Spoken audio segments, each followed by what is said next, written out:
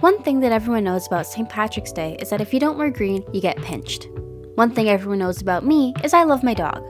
Therefore, I need to make her a green dress to wear on St. Patrick's Day so no one pinches her, obviously. The first step to making clothes of any kind is to measure your model. Or, even easier, find a garment that fits your dog very well and just trace each part. I ended up tracing her winter vest onto newspaper, cutting that out and pinning it onto some nice green tartan fabric. I also found some light green plushy fabric and I thought that would work really well for the lining and the accents. And of course, because there was a surplus of green, Kiwi had to check things out.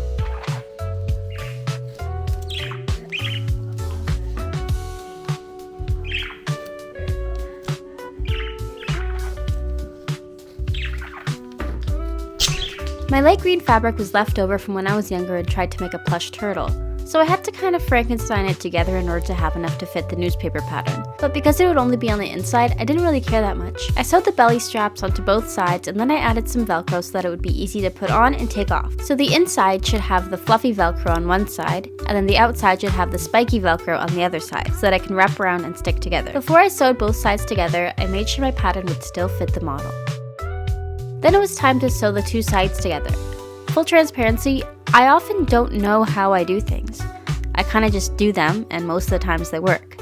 Like for example, I cut these pieces out very haphazardly, but when I sew them together, they still fit, like magic. I did want to add little ruffly sleeves to her dress, so I used a hack I saw on Pinterest using a fork to create pleats, and then I messed up. I forgot that I would have to turn the dress inside out, so I put the sleeves on the outside instead of the inside. And this is me figuring that out. So, I had to flip the sleeves into the dress and sew it back up. As you can see, I'm not actually sewing it too well. And this isn't because I'm lazy, it's because I'm eventually going to use a sewing machine to actually sew them together. Yep, you heard me. This is my first time ever using a sewing machine. I've always been too scared to use them despite the fact that my abuelita was a professional seamstress.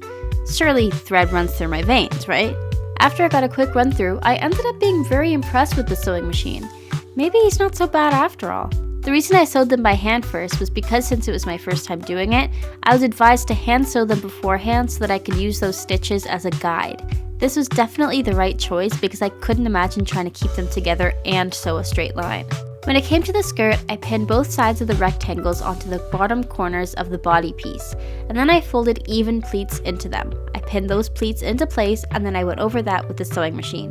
Then I need water. Then I realized that the seams are too visible, so I made a little belt and I sewed a little clover onto the middle, and then I sewed the belt onto a few different spots along the seam, just to keep it in place. After I cut off some of the excess thread, my beautiful dress was complete.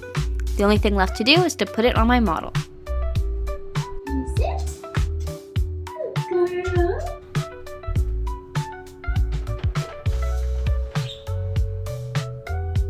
So good.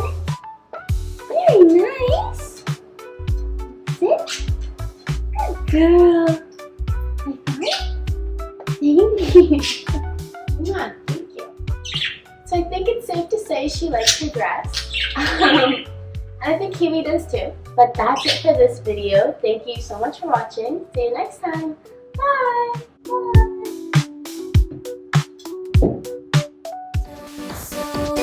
I will go wherever you want to go. I'll go wherever you want to go.